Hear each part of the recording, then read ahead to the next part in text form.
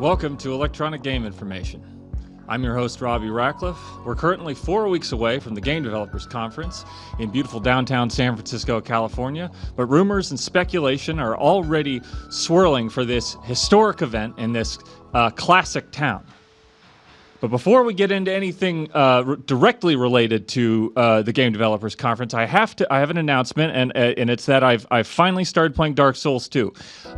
Over the holidays, as a gift to myself, I bought myself Dark Souls 2: The Scholar of the First Sin Edition. I found a Steam key on sale on one of those resale sites. I won't say which one because it could have been illegal, but it was on sale for $7. I don't care what anyone says. That's a good deal. That's a good deal for Dark Souls 2, and I don't think I need to explain this, but I will. Dark Souls 2 is a big game. It is a long game, and Dark Souls 2 Scholar of the First Sin Edition includes all of the DLC. This is one of those games I can't really figure out if I'm going to be spending 30 to 50 or 100 hours playing. I can't accurately make that assessment at this time, and it would be foolish for me to try.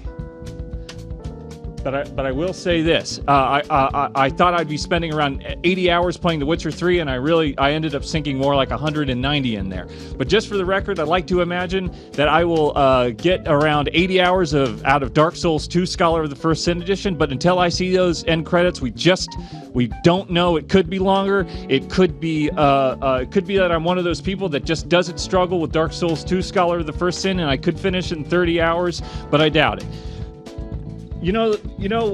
Weird things are always happening everywhere, all the time, of course. But I don't know. What was the first sin? Was it murder? Anyway, what I can promise viewers is that I will complete Dark Souls 2. I finished Bloodborne. I started a new game plus in Bloodborne, which was a mistake. And let me tell you why. That game is already hard. Very hard. And it gets even harder when you start a new game plus. I bought the old Hunters expansion and expecting that I would get to those new areas quickly, and I was wrong. It takes a very long time. Full disclosure, I haven't even finished the first Dark Souls or Demon Souls, but let me explain. I bought Demon Souls way too late. I think I bought it for $5 on PlayStation Network. It was an impulse buy. It was a steal. Great deal. $5 for Demon Souls. But the PS3 had long stopped being my primary console. I was in a state of primarily PC gaming. I was playing Far Cry 3 maxed out on PC, and and after playing Far Cry 3, I got Far Cry 2 for $2.50 on sale on one of those third-party websites. I won't tell you which one in case it might be illegal. And I played Far Cry 2 mostly because I wanted to understand the jump between Far Cry, the original Far Cry, and Far Cry 3. And I gotta say, I think it's true that Far Cry 2 is a better game. It's just me. I gotta say there are some trade-offs. Of course, Voss is a better villain than Jackal. But I gotta say, when it comes to that main character, that person that you spend the most amount of time with, I really prefer the blank slate of the mercenary as opposed to Jason Brody. I find Jason Brody to be annoying, and I think that the leveling up system that they had for him has not aged well. I mean, it was contrived right out of the gate. I also think that was the year that Hotline Miami came out.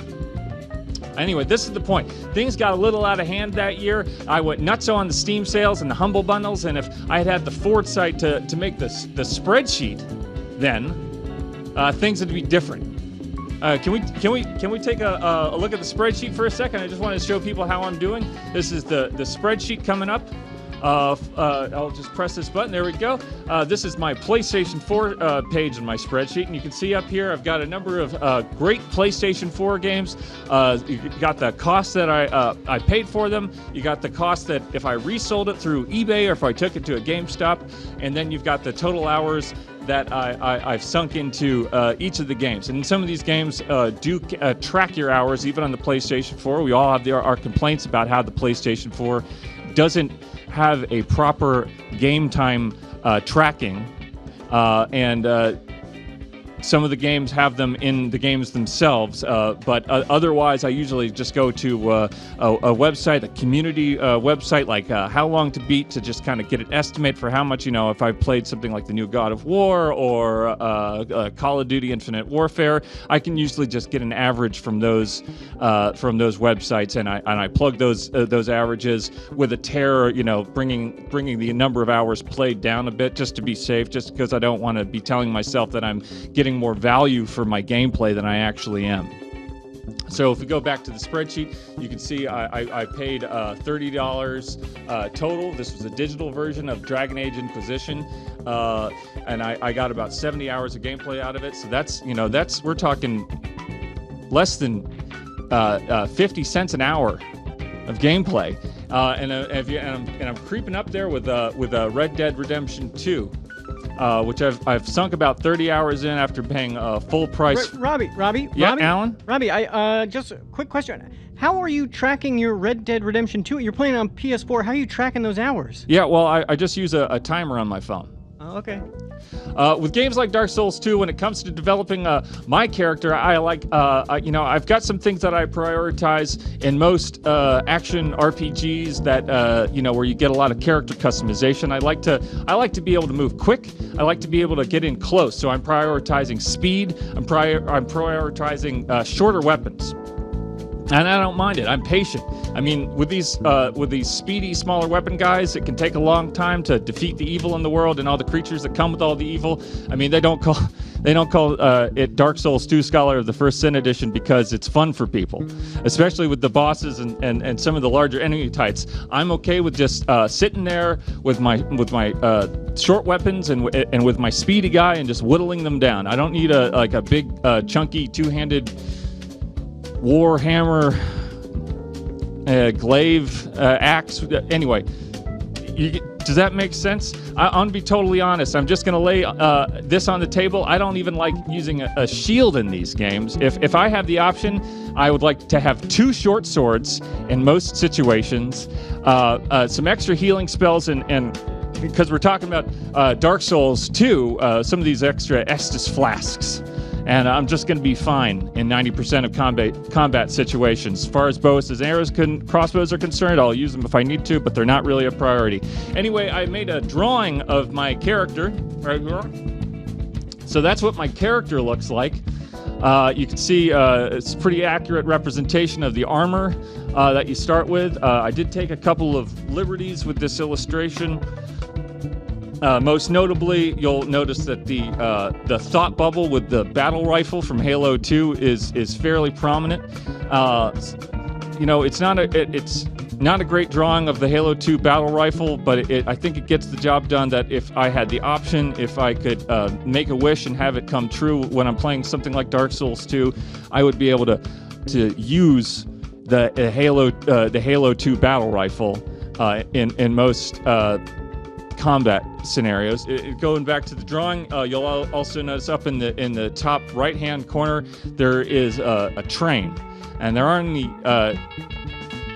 there's not any trains in Dark Souls 2, but if you were to kind of think about these games in a different way, maybe you could add in some train levels if you are modding Dark Souls 2. If you're one of those people that has the ability to do those amazing things with those gaming mods, we could have some train levels where you get on a train, you ride around, you see the world maybe a bit faster. You don't have as many bottlenecks where you have these enemies that are just killing you.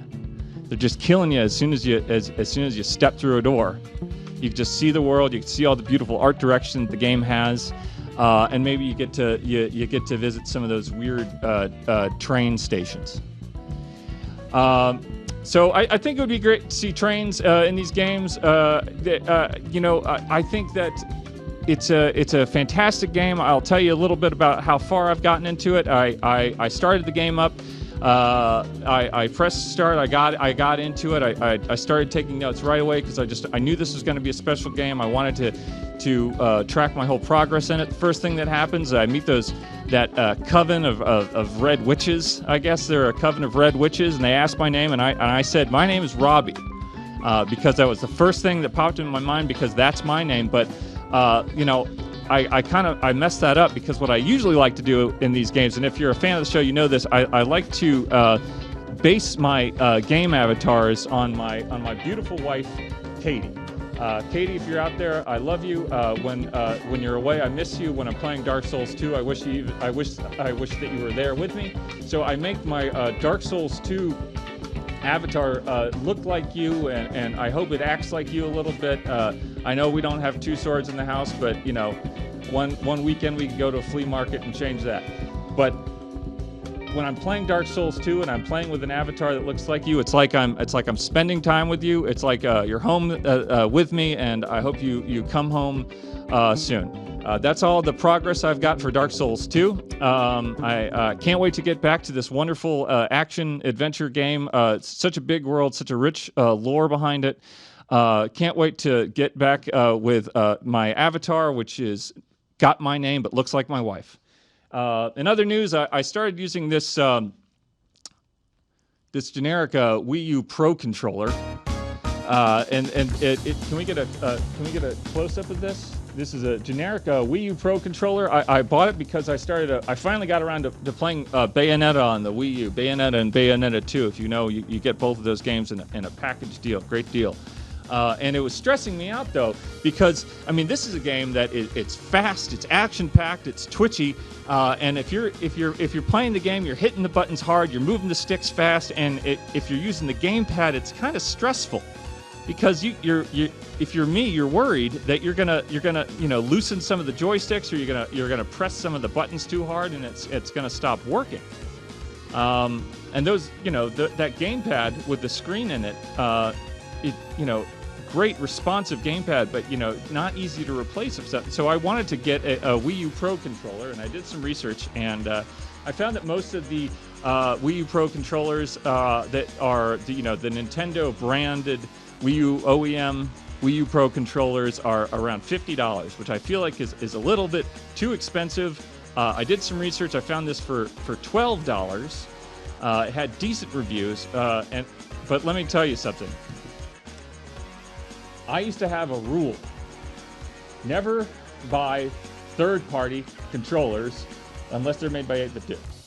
And that's a good rule to have. It's a good rule to keep, because this thing is the pits. And it just sucks to use. The buttons are weird. They're too hard and they're too soft at the same time. They're somewhere in between, like the PlayStation 4 controller and the Xbox One controller. It just doesn't feel nice. The sticks are too loose. Bayonetta is all about dodging and hitting those combos, and sometimes the buttons on this thing feel like they get a delay. And when you're trying to make all those combos, you try to rack up those points, you're trying to get those grades. That's not good. So this is unacceptable. This is a EGI. This is an EGI rejection notice. I really hate this controller. I still use it to play push mode. All right, so let's take some calls. Hello, callers. You're on the air with Electronic Game Information. I'm your host, Robby Rackleff. We just started talking about this crappy controller I bought for $12. What a waste.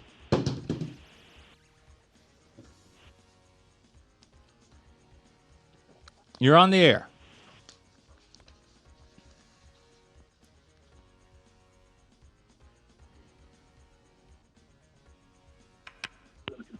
Hi, you're on the air with Electronic Game Information. Just started, finished talking about this controller I got for Bayonetta and Bayonetta 2. It's a bad controller. I really think if you're going to be in the market soon for a Wii U Pro controller, you just, put the money up for the $50 controller. Don't settle for this. Hello? Hey, how are you doing? Good. How are you? Good. What's on your mind? We got the Game Developers Conference coming up in about 4 weeks, 3 weeks, 2 weeks. I can't even remember. Okay, well I'm going to get a Wii U now. You're going to get a Wii U. What are you thinking about getting for your Wii U? You got a Wii U. You can't just have the system. You got to have games. There's that Rayman game that came out. Rayman. Oh, the Legends and Origins. Yeah. You can have both. It's a Wii U. Oh, okay. Well, what other games came out for it? Well, you have. What do you like? Do you just like platformers? I'm a shooter guy. You're a shooter guy. Shooter guy's getting Rayman. Now I've heard it all. Well, if you're a shooter guy, why don't you could you want to go a little crazy? Grab the Conduit 2. Which was a Wii game. Ooh. But the Wii U also plays Wii games, and you can use the Wii remote. And the Conduit 2 is a fantastic game. I believe it also has some added sensitivity because of the Wii Motion Plus. Oh, so if you got your old Wii, my Nintendo Power. Yeah, well, if you've got your old Wii remotes sticking around, you can use that on your Wii U. Never forget that. Ooh. Okay. Well, thank you. And I'll tell you about one other game. All right, that just popped into my head. Red Steel 2. Hello? Yes, hi. You're on the air with Electronic Game Information. We're talking about, we had a caller wanting to talk about Wii U games. You talked about Rayman. We talked about Conduit 2, and I think I got cut off, but I was talking about Red Steel 2, which are you a Wii gamer? I am definitely a Wii gamer. I'm a big Nintendo guy. I've been playing more time on the Switch than the Wii U lately, but the Wii U is great. Well, that's understandable. I mean, obviously the Wii U's time has passed. But did you happen to play Red Steel 2 on the Wii? No, I never got the chance to play Red Steel 2. You know what it's about? Nope. It's a game that uses the Wii U remote and the joystick, and it mixes gunplay and swordplay. And there was actually the second one, but the first one was not a good game, but the second one fixed almost all the problems, added some extra elements into that made it feel unique and different, and it was a fantastic find. If you have some extra time, you want to hunt down some great Wii games. That sounds great. I might invest in that. You don't always get the too serious games on the sort of Nintendo platforms, and so something where you've got it integrating the two different sort of fighting styles with the guns and the swords seems pretty cool. This is for you. I have a feeling this is your game. You're look it up on eBay. I bet you can find just a disc cheaply, and you'll enjoy the hell out of it. I promise. All right. I'm gonna look into that. I'm gonna get that. All right. Well, thank you for your call. We're gonna take a quick video break, and we'll be right back.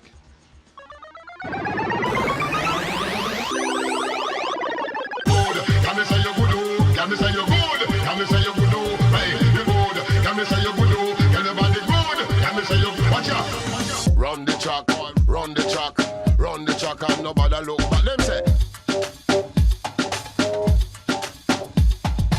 run the track, hey, run the track, and nobody look back.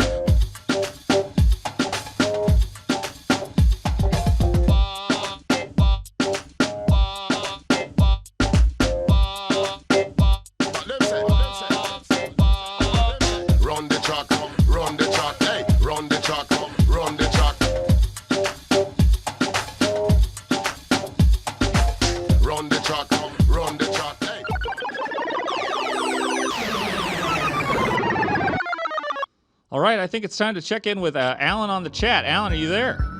Yes, Robbie, I am here. I am inside of the chat, and we are just 4 weeks away from the Game Developers Conference, and people are sounding off in the chats. They have a lot of great things to say. Yeah. You want to hear some of that? I would love to hear. Okay. And Alan, we're actually about 2 weeks away. I got that wrong on the first okay. you know, you get so excited with these big game development conferences coming up. You know, you just say one thing when another thing is true. You know, you know how it is. Yes, it happens to everyone. Don't feel bad about that. So someone in the chat here says, EGI is my favorite video game-based show. That is a very nice thing. Wow, that's a great thing to say. They said that in the chat? Yeah, right in the chat they said that. Someone here says, does Robbie like anime at all? That's an interesting question. Well, yeah, I do. I actually do like anime. I like, you know, I spent a lot of time watching stuff like Ninja Scroll and Ghost in the Shell when I was younger. But, you know, lately I've enjoyed stuff like Planet, the Titan, Attack on Titan. Oh, Attack on Titan. Okay. Okay. That's a video game. That's a video game. Yeah, and they also made some video games out of that, which is helpful because if you want, that's a rich world filled with lots of lore, and if you want to explore that on your own time, you can do that. Okay, Chipperson asks, Hey, what Chip. is your favorite vehicle combat in a game? That's kind of an interesting Favorite vehicle? I mean, you got to go with Halo 3. All right. Halo 3, hands down. You know, I'm a big fan of the Twisted Metal Black on the original on PlayStation 2, but I mean, Halo 3, I will play just the vehicle segments in that game. All right, yeah, you heard it here first. Chipperson, he'll play the vehicle sections and not the rest of the game. Very cool. So that's the chat. Wow, Alan, I noticed you're not who you're supposed to be there. Oh, yes, I am dressed up as Raiden from Mortal Kombat. I heard that you were going to be Raiden, and I thought, you know, Robbie's kind of my role model. He's a cool guy. I'm going to dress like Robbie. Well, I mean, How fun is that? I appreciate that. I think it's a fun thing to do. I think it adds something new to the show. Yeah, but I you're gotta say, you're missing something there, bud. Huh? You're missing up top on the old you're missing the hat.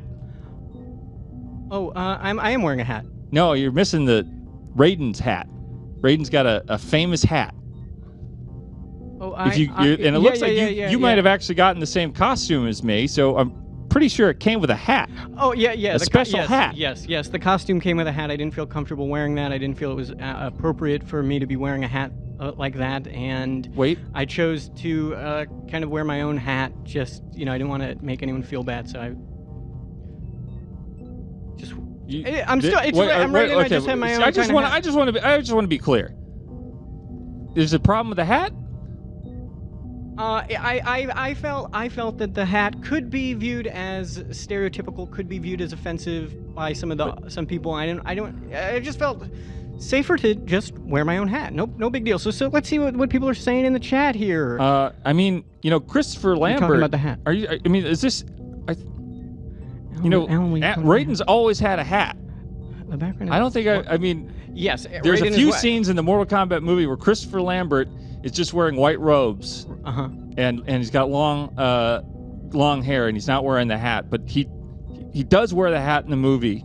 Well, this is that's just the character. Movie. This is just kind of for fun, and my rendition of the character it just doesn't wear that hat. He just wears a different hat. That's no big deal. Someone here says Robbie looks like a jellyfish. Someone said that in the chat. Just kind of reading the chat. There's a lot of heart. People love you. People love you in the chat. Should I be worried about the hat? It's a personal choice. If you feel comfortable wearing that hat, I felt fine about it 20 minutes ago. Okay. I did not mean to make you feel weird about the hat. You look good in that hat. I think you're being true to the character. That was an old game. The character was made a long time ago, and I just like that movie was made a while ago, and maybe they weren't thinking about hats as much as we think about them now. But if I was doing this and I was shocking a guy until he blew up, yeah, it's just would that be a problem? It's a throwback. It's a throwback to a different time, and it's. You know, you do you. I'm just going to wear this hat. I'm a little freaked out. I'm sorry. I didn't mean to freak out. Okay, people love you in the chat thank you, Alan. People are giving you a lot for of love. checking in. Keep it up in the chat. We'll check out. We'll check back in with you sooner than you think. Turning to the game I made up, we got a little sidetrack last time when talking about Spawn and Shadowhawk and the thing in the tunnel in Jasper's basement. There was a long discussion about the wagon, which acts as a mobile base of operations and armory, among other things. But just to recap, we're in a small New England town called Gloomsbrook. Spawn and Shadowhawk are there. They're trying to get home, but they recognize there's a lot of evil going on in this town. We're talking about the evil in the world of Dark Souls 2. Now we're talking about the evil in the world of the game I made up in Gloomsbrook. So Spawn and Shadowhawk, they're gonna work on that. But to do a really good job, they need to get out of Gloomsbrook, but they can't because of the poisonous miasma surrounding Gloomsbrook.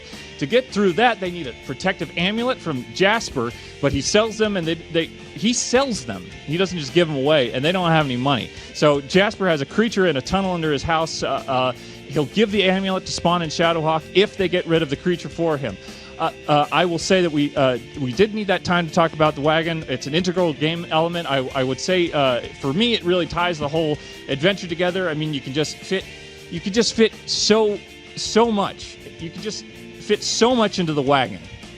And I recently played a bit of Moonlighter, and that made me realize that Spawn and Shadowhawk, they could open their own store with the stuff that they put in the wagon. They could sell stuff out of the wagon once they completed more quests and made more sort of palpable relationships with NPCs. But that's another thing to consider. We really need to talk about the game's combat tonight. And last time I described it as a mix of a real-time and turn-based, similar to the Xenoblade games, and that's still the case. But I've added another element, which is the ability to target specific areas on an enemy, similar to the VATS targeting system in the recent Fallout games, with the possible exception of Fallout 76. I don't really know anything about it. I'm guessing nobody out there does. Let's get right into the moment that it happens. So the creature reveals itself to Spawn and Shadowhawk and says, "Oh!"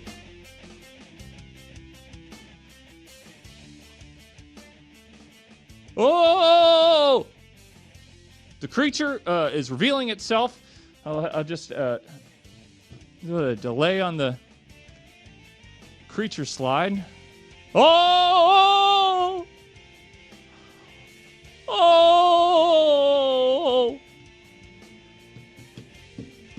Oh! Oh! Oh!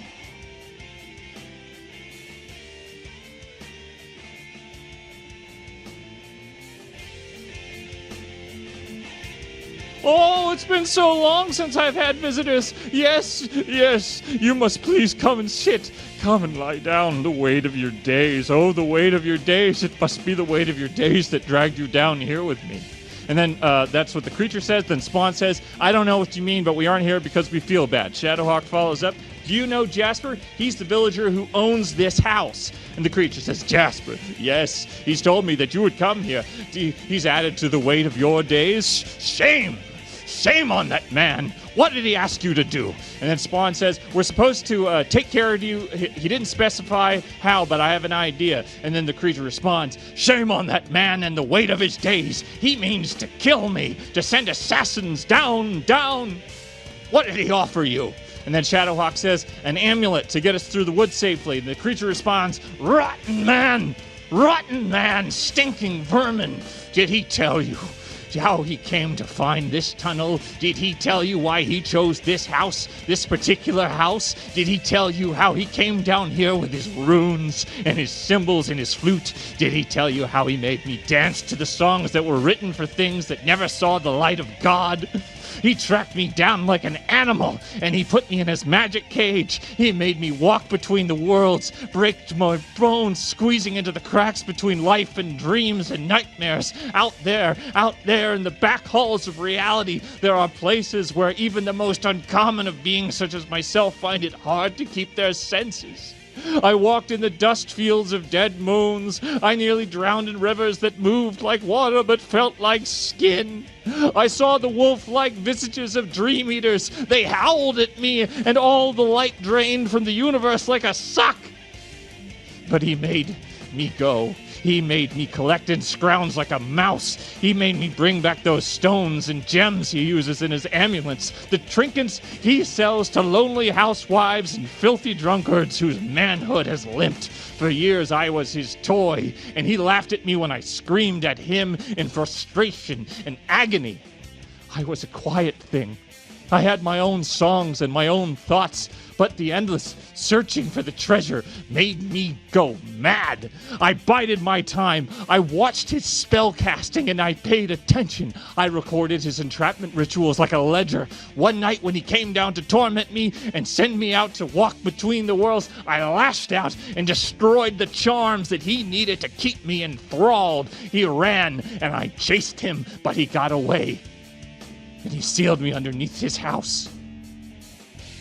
I lived here once on my own, down here for a long time with quiet thoughts. But when he left me behind his barriers, I was alone again, but my thoughts were loud and obnoxious. I made sure to scream and shake with them as they rattled around in my brain so that he would never sleep soundly again, that the weight of his days would be unbearable with the weight of mine.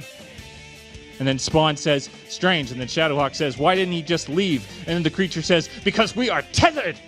He and I, inseparable, at least in this house. I suppose he knows how to keep me trapped in another house, in another town, or maybe on a ship back to the motherland. Who knows? Maybe he wouldn't be safe at all. My kind are clever. I've proven that to him at least. I am also insane. Then Spawn says, I guess there's no way that you'll leave him alone. And then Shadowhawk responds, building on that, we just need Jasper's amulet, dude. And then the creature says, very well. May the weight of your days drag you down to hell with me. And then Philip goes, tra-la-la, because he's in the back somewheres. Anyway, so the creature lunges at Spawn and Shadowhawk, knocking down the doorway, trapping everyone inside together. This is important because in the open world, you can almost make any attempt to run away from an enemy encounter, but this one you can't. You have to fight it. In the combat view, Spawn and Shadowhawk can move freely. The smallness of the chamber kind of locks them in. Like I said, players can flip between Spawn and Shadowhawk as needed, with the AI kicking in for whoever isn't being directly controlled. Let's check in on the phone, see if there's any questions for the game that I made up. Hello, caller. You're on the air. We're just finished talking about the game that I made up. Spawn and Shadowhawk are just on the threshold of fighting this creature. Oh, that's interesting. Also, I wanted to say that Alan wanted to say hi. You want to say hi to me? Wanted to let you know. Yeah. He's supposed to be. That's. I'm so happy that Alan's here. It's such a special time of year at Game Developers Conference, only 2 weeks away. But he's supposed to be interacting with you guys, not me. If you could just let him know that. Remind him. All right, I'll let him know. All right, thank you. Did you have any questions about the game that I made up? It's such an interesting. Your development of the game is so interesting that I think it just transcends my plane of understanding. You know what I mean? Yeah, that's such a flattering thing to say. I mean, you put so much thought into something, and you worry that it's going to be derivative.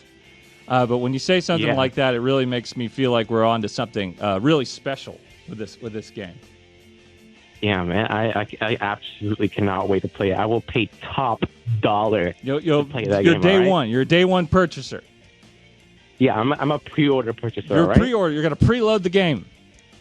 Yes. That's amazing. Right now to pay for it. Well, that means that I'm just going to have a day one patch ready for you, and then in 3 months' time we'll do a quality of life patch. We're just going to keep it going for the people that support this. This is a lifelong project. Yeah. All right. Well, good. Thank you for your call. Yeah, thanks. All right. Got another caller on the line. Hello, you're on the air with Electronic Game Information. How are you doing tonight? Yeah, I'm doing great. What's on your mind? I was just thinking about that game we were talking about. Yeah, I mean, we obviously got a little bit deeper into the backstory of how the creature came to torment Jasper in the basement. I think that's it's important to have these moments because you want to make sure that you're not just falling into the same stereotypes of how enemies and heroes kind of interact in these games. Yeah, I was really deep. I was really connecting with it. I'm curious, is there going to be like a branching path at all? Is there? Is there going to be a branching path? I mean, once they get out of this town, I mean, the whole world's going to. We're talking about, colonial New England.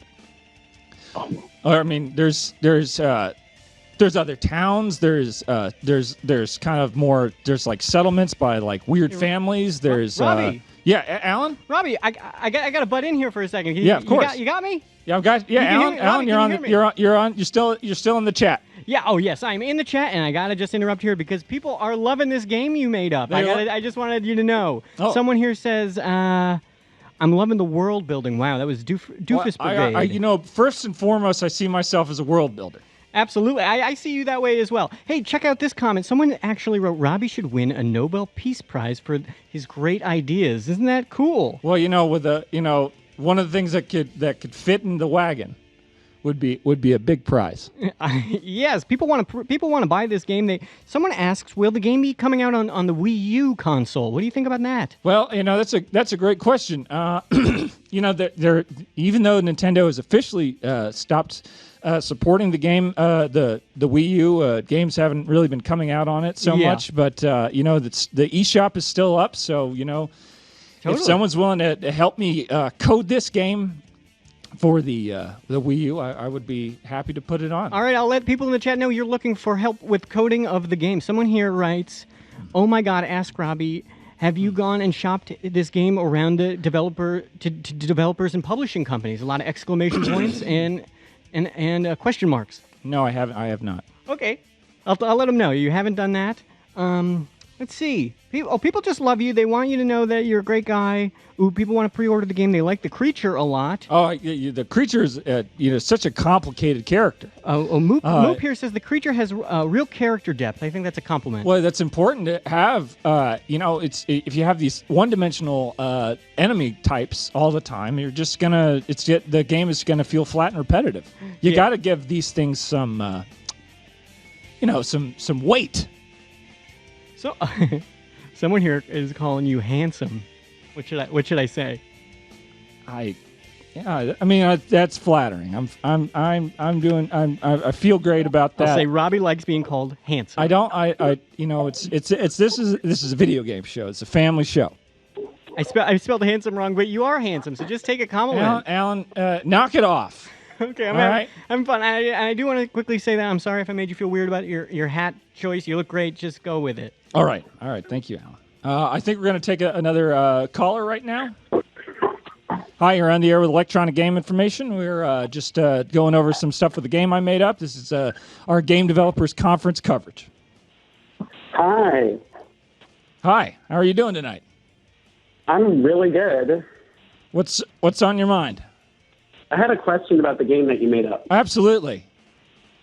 So the poison miasma that's surrounding Bloomsbrook, is that like have any kind of like historical representation of real world New England colonial times, or what's the story behind that? Well, it's a bit I don't know. Maybe there was poisonous miasmas in colonial New England, but the real reason that it's there is to make sure that Spawn and Shadowhawk stay in the town, so that they can go through all of the town's main story missions and side missions, and I see. Yeah, you want to make sure that you understand you get the groundwork from the game in Gloomsbrook, so that you can go out into the world and see it.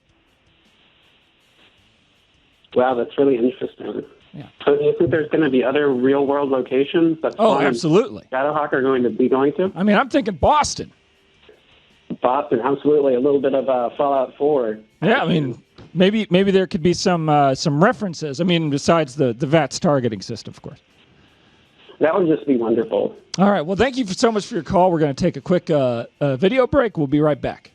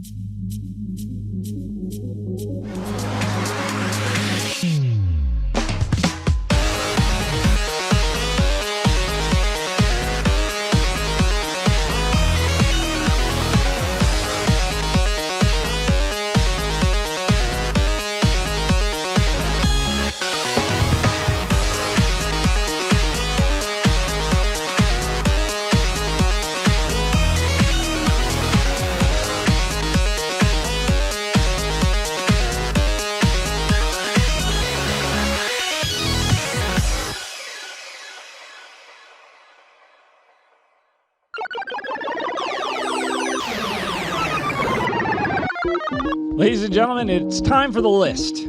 And tonight's list is, this is a special list. This is a list that I put a lot of thought into. This is Game Boy Advance games that I think should be remastered as widescreen Nintendo Switch eShop games. And this is, I just want to make sure this is, I'm perfectly being clear about this. This is not a virtual console situation. The virtual console is an emulator, and these are, we're talking widescreen remasters of individual games. So each game is going to need its own tender love and care to keep to make these widescreen versions possible. So let's just get right into the list. Actually, one last thing, we're talking about these games are not the obvious ones. You know, we're not going to do Metroid Zero Mission. We're not doing Metroid Fusion or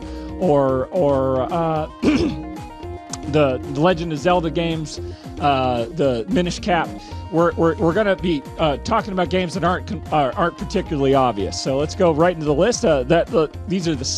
These are kind of second-tier games. These are second-tier Game Boy Advance games like Boktai, The Sun Is in Your Hands. I mean, fantastic action RPG. Would love to see it just be stretched out so we could see a little bit more. I'd love to see Ninja 5.0. Ninja 5.0 is on the list tonight. We got Metal Warriors on the list. That's a Super Nintendo game, but I'd still love to see Metal Warriors in widescreen. Let's go ahead and check in with Alan on the chat. Alan, I'm losing my voice a little bit here. Robbie, you're losing your voice, but you're crushing the list. You're doing a wonderful job on the list. And I don't know. People have suggestions for games to put on the list. Well, let's hear some suggestions. Someone had Pokemon 4, Pokemon 3. We're not doing the obvious games. These are second-tier games on the list. We're remastering them, the widescreen ratio. Okay, I'll tell them. Kirby and the Magic Mirror they want to put on that list. Would you put that on the list? I would consider putting that on the list. All right, I do think that, you know, that one of the things that when I was playing the Kirby and the Magic Mirror so many years ago is that I felt like the 4:3 ratio or whatever the ratio is on the original Game Boy Advance was just suffocating it. This is a fun list. This is a fun list. This is a fun.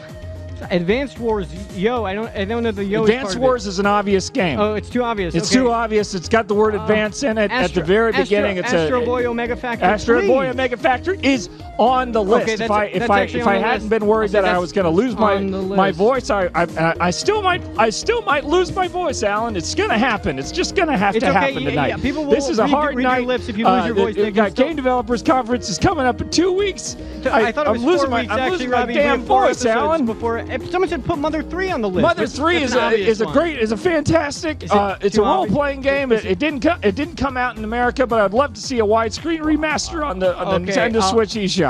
What about Wario Worlds 3? They want on that list. Wario Worlds 3? I don't know. Oh, Battletoads. Battletoads. I would put Battletoads on. I don't think Battletoads. When did that come out on Game Boy Advance, Alan? You're the Game Boy Advance expert. I don't know. Mario 10. No, that's a Virtual Boy. Right, of course. Diddy Kong Racing. Okay, Diddy Kong Racing is a fine game to put on any list that requiring a widescreen remaster. I'd put it on a list tonight. I'd put it list on another day. It's a fantastic racing game. Got it. A lot of heart, a lot of characters, a lot of new. I loved all those different moving parts and all the levels that you dodge around. You know, one thing that people aren't. I'm surprised people haven't brought up on in the chat, Alan, is Harvest Moon: Friends of Mineral Town. Yeah, they haven't brought that up. They brought up all these other games. Well, if you love Harvest Moon, if you have friends, you're in Mineral Town, you're just getting stifled by that 4:3 aspect ratio. You got to stretch it out. What about Fire Pro Wrestling? Fire Pro Wrestling, love to see widescreen Fire Pro Wrestling. Hello, you're on the air with Electronic Game Information. We're talking about the list. Okay, you should definitely put on Sengoku Rants. Wait, is this a Game Boy Advance game? I'm fairly certain, yeah. Yeah. All right. Well, because that's important because these are Game Boy Advance games. We're asking people to make widescreen versions of them and put them on the Nintendo eShop. Yep, I'm pretty sure that's on the list, buddy. By the way, I love your Raid costume. Oh, thank you so much. Raiden is when I was playing Mortal Kombat 2 as a kid, when I was playing Mortal Kombat 3 as a teenager, I always played as Raiden, even if Raiden wasn't in Mortal Kombat 3. I have to say, I always got my ass kicked in Mortal Kombat, so I usually stick to Soul Calibur myself. Soul Calibur is a fantastic fighting game, I gotta say. It's not on the list. Alan, how you doing? I didn't know I was still on the list. You're still on the. We're still, of course. I haven't. We do the list until we tell you not to do the list. Yeah, you tell me when it's over. What are you people saying about the list? People love the list. They want all sorts of things on this list. I bet people are on the chat making fun of me because I said I was playing as Raiden in Mortal Kombat 3, and there's no Raiden isn't in Mortal Kombat 3. They love it. They love it. They love it. They love it. The Legacy of Goku. Is that a game? He's telling me these things. I gotta say I'm a little preoccupied, but Snood. Snood? They want the Snood on the list. You gotta get Snood on the list. Yeah, that could be fun. I'd love to play a Snood in widescreen. Yeah, okay. All right, well that was the list. Pikmin. Well, thank you. Okay, bye.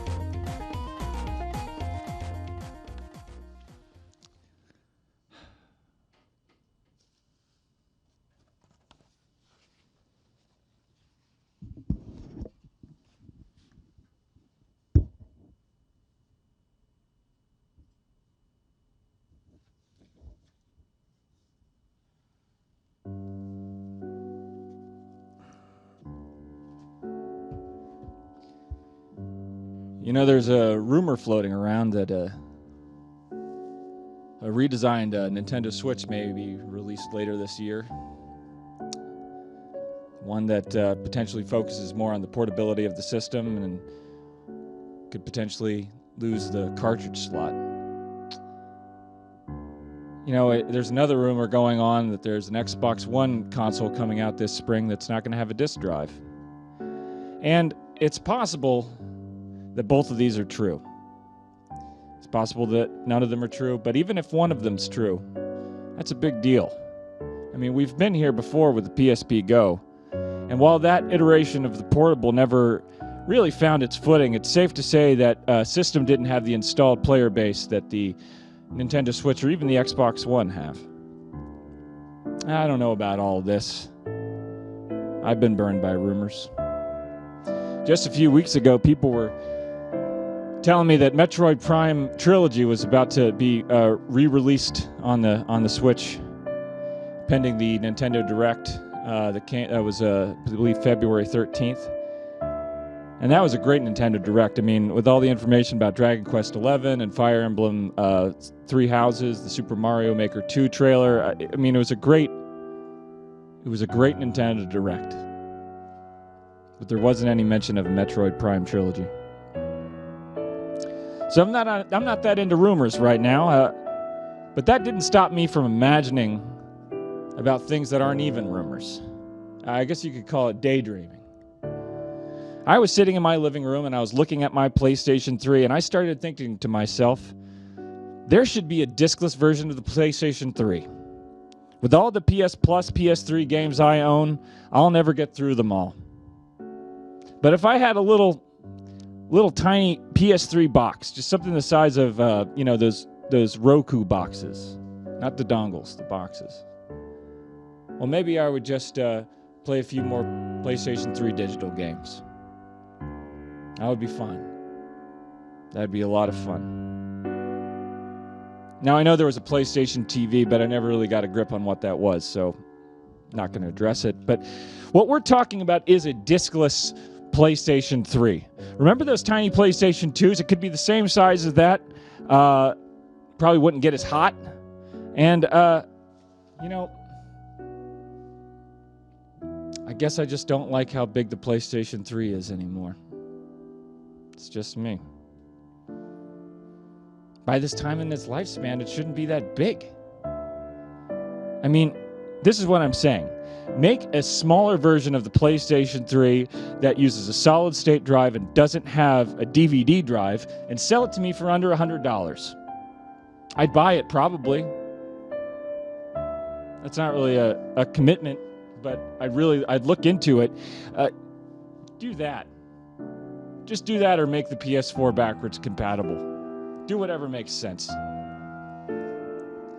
There's an old saying. Don't fix what's broken. I disagree with that. If you can take a bulky video game system and make it smaller and save some space in my living room shelf, I'm willing to take a serious look at that purchase, even if I already own the system.